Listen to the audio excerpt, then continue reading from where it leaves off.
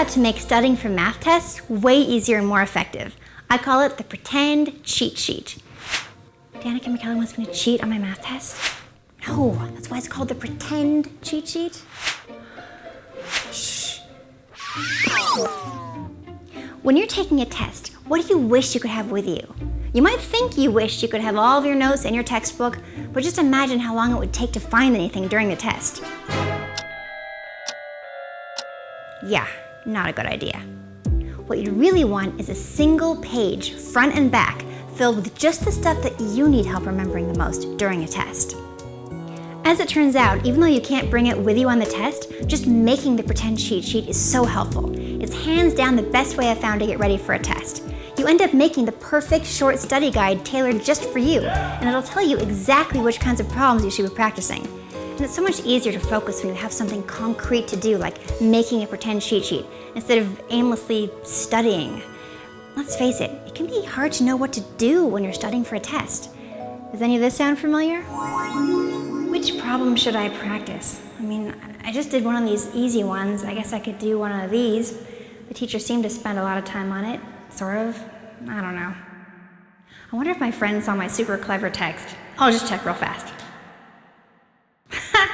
She thinks I'm so funny. You know, I am kind of funny.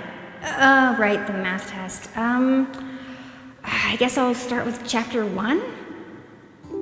In the meantime, there might be a chapter later on that really confuses you, but you don't even get to it, either because you run out of time, or maybe you're actually sort of avoiding it because you don't want to face it. So you waste all this time working on the wrong kinds of problems, and by the time you get around to the stuff you really do need practicing on, it's 11 o'clock at night, you're trying to decide between studying and sleeping, and this happens. Here's how it works. When you first find out a test is coming up, start creating your pretend cheat sheet. Don't procrastinate, start right away. Go through your notes, your book, homework assignments, whatever, and for each chapter, write down the little things that you tend to forget. Certain formulas, definitions, practice problems, problem-solving strategies, anything that you wish you could remind yourself of during the test. You'd be amazed at how the stuff that you write down on your pretend cheat sheet will stick in your head. Now let's face it, the first time you do make a pretend cheat sheet, you'll probably write down way too much information, and it'll take up way more than one page front and back. Don't try to write small just to squeeze it all in. It's not helpful. That's like too much information, like trying to bring your textbook to the test. I always used to make at least one rough draft of my pretend cheat sheet before the real one.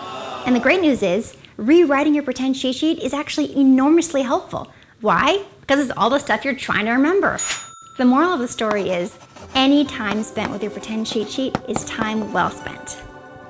Try to finish it at least a couple nights before the test, so you have a chance to reread it a few times each day and the morning of the test. Also, doing it early means that when you discover you still have a question about something, you have time to ask your teacher, or find help somewhere else, like online or in one of my books. I'm here for you, man. Oh, and save your pretend cheat sheets even after your tests. They're amazing when it comes time to studying for final exams.